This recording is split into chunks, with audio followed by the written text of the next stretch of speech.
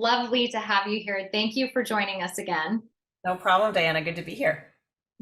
So you have been doing so much in the menstrual space, just to put it as broadly as possible. But first, for those who are new to getting to know you and what you do, can you explain period? What is it? How did you get involved? What is the origin story behind it? Yeah, great question. Period was founded in 2014, so we are almost coming up on 10 years here. It was founded by two high school students in Portland, Oregon, who became aware of period poverty and wanted to help people, largely an unhoused community that did not have any access to period products. It's really an incredible origin story. And their grassroots work in their school and in their community was really inspiring, and led to other school-based chapters of period getting started. Currently we have over 400 youth-led chapters around the world working to end period poverty in their communities. And then as a global organization, in addition to all of their local work, we distribute millions of pieces of product annually to people in need who can't afford period products. We create menstrual health and health equity curriculum about period poverty and menstrual equity. And then we also do a lot of advocacy work for systemic change, because we know that period poverty is solvable and can be solvable through law and policy. Period poverty. People might not be familiar with that term. What exactly is period poverty? Period poverty is the inability to afford menstrual products due to economic insecurity or due to a lack of education around menstrual health because of a variety of factors, but mostly sociocultural taboos around the subject, lack of access to menstrual health education. And what brought you into the role and the leadership role of period? I have been working in political advocacy and women's health advocacy most of my career, almost 20 years now. I knew about period. I helped run other nonprofits that were actually beneficiaries of period. And so it has been the joy of my life to come on to period about 3.5 years ago in early 2020 to help lead this incredible intergenerational organization. And you are making some very pioneering moves. You're changing the landscape. There's some historical things going on the state and the federal level. I'll let you start with what's going on the state level with your organization. You know, what's really exciting about our work at the state level is that we are seeing a tipping point of people finally talking about periods in legislation, which is something that I didn't know I was going to be able to ever say. Just in 2023, we have seen over 100 pieces of legislation get introduced at the state legislative level to address period poverty, meaning laws from repealing the tampon tax in their state. Currently, 22 states still tax menstrual products as luxury items, known as the tampon tax, to bills that would require menstrual products in schools or in other public areas like public buildings, community centers, libraries, those types of really crucial laws that will make menstrual products not just more accessible, but more normalized as an essential good. Now, not many of those 100 bills have passed, so I don't want to be too Pollyanna-ish about this, but some are, and it's pretty incredible to see this many even get introduced. We're really seeing a sea change in the normalization of this systemic change. It's going to be a long road until we get there, but this is a solvable problem. You know, we know how to provide products to people. And so it's really exciting to be able to work in this space and equip and train young people to be advocates for these. Now, when you mention about the bills being presented, which is, again, it's a very good indication that there's change, right?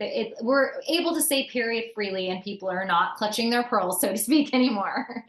That's an amazing thing. However, you did say they're not all passing. So I'm sure there's a variety of reasons, but does this go back to some of the taboos that you might have been alluding to before when we talk about having a menstrual cycle? Absolutely. There are still a lot of people who think that this is kind of a fringe issue, that this is a radical issue. that this isn't something that needs to be addressed by kind of, a formal institution like a state legislature. And that all comes from the historical stigma and taboos around menstruation. And frankly, it's because a lot of these original laws were written by people that didn't have a period. And so for the first time, menstruation as a biological need is being talked about at a legal and political level, and it can make people uncomfortable. So we have a long way to go to get these bills passed. But honestly, as more and more women are entering government, we're seeing them be the ones to introduce a lot of these bills. It's really exciting. No, it's incredibly exciting. And I am here for the change because the idea that it's 2023 and we're having to still fight for menstrual hygiene products to be normalized, to not have to be sneaking them. I mean, this goes back to having to be hush hush and make it seem like there was some sort of, scarlet A on you because you went through a normal biological function as a natural born female. So, yes, it's amazing we have to do this kind of work, but I'm glad there are people like you that are doing it, and changing things for the better. Also on the federal level, we just talked about the state, but speaking of changing the conversation to be more inclusive, to be more mainstream, this is a big deal with what you're doing on the federal level.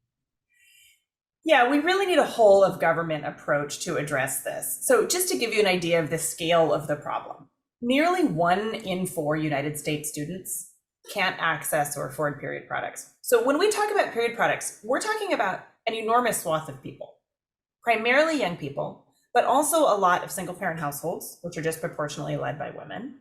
And there's reasons for that. There's institutional reasons for that.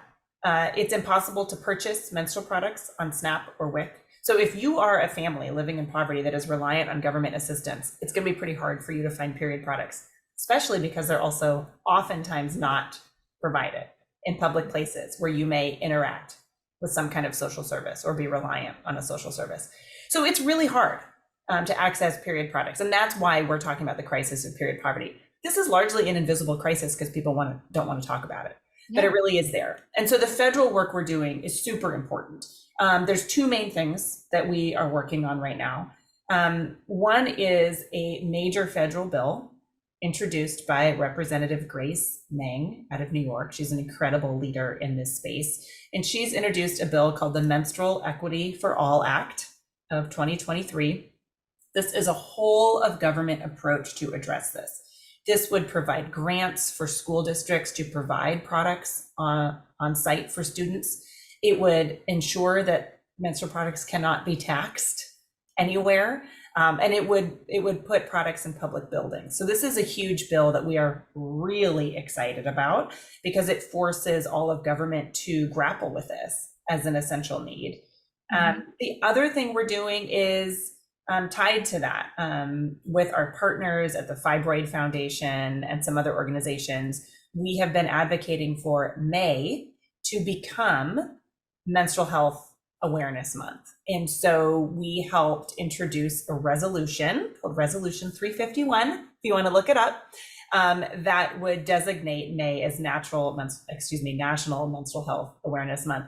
This has now gone to a couple different committees, the Committee on Energy and Commerce and the Committee on Education and Workforce. So we're excited to keep pushing this through. This is something, again, that people sometimes don't want to talk about, but having a month like this just normalizes it. So we think it's really important. It's vital. How, for people that are watching right now, is there a link that they can go to and they can petition and they can try to use their signatures, their voices to push this through or help? Absolutely. Go to period.org, check out all of our resources and get in contact with us. Let us know that you want to help. We, along with several other menstrual equity organizations and health organizations like EndoFound, are working to push these forward. So it's a great coalition to join. There's a lot of work to be done. And you're right, it can be in the form of petitions. It can be in the form of calling your legislators, either at your state level. If you want to get involved in the state level, let us know. But also at the federal level, and then support organizations like EndoFound and Period that are doing this work. This is not yet mainstream, right? And so we need to build up this movement as much as we can to normalize this. So please go to period.org, follow us on all social channels at Period Movement to follow these campaigns. And when we talk about period poverty, the lack of access, I remember you told me a story I think it was a couple of years ago now, just some of the stories that hit home for those that don't have access to period products and what that actually looks like. And for people who might be conceptualizing or intellectualizing, is there an example that you can just share with us so people understand that this is not just, oh, can't find a tampon, can't find a pad, that this is actually impacting someone's life once a month? Right. Thank you for asking that question, Diana, because I think sometimes people think about the lack of access to period products simply as a matter of inconvenience. And that's not why we're in this fight. We're in this fight because a lack of access to basic health products to help manage one's natural biological health keeps people out of school or work, or worse, it forces families to make the choice between menstrual products and other essential goods.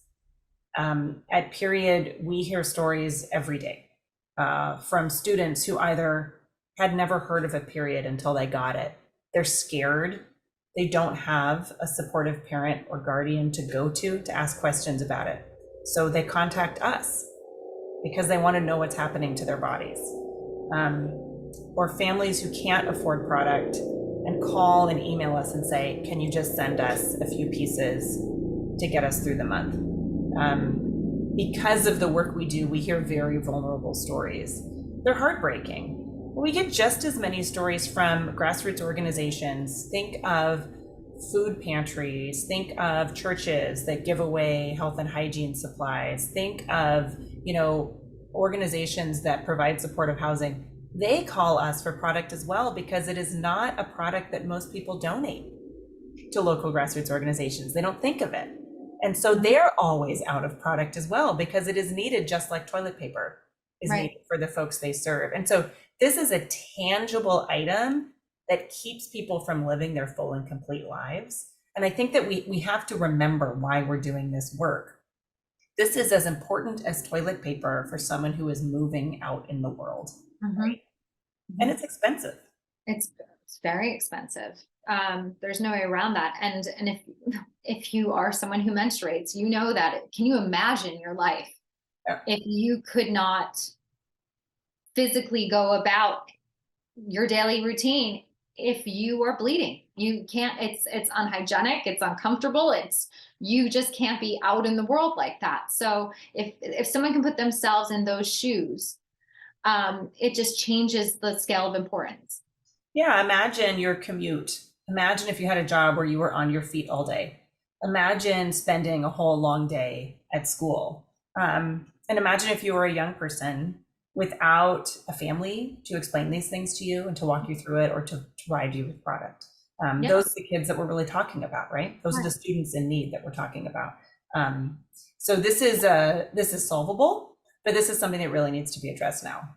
Yes. No, and thank you for addressing it and your commitment to the cause. It's always lovely to see you and hear all the great work you're doing. And again, we're going to put that link up for people who have the ability and the passion behind it. It doesn't take much just to use your voice or keypad in any which way you can to help make these very much necessary changes in our society.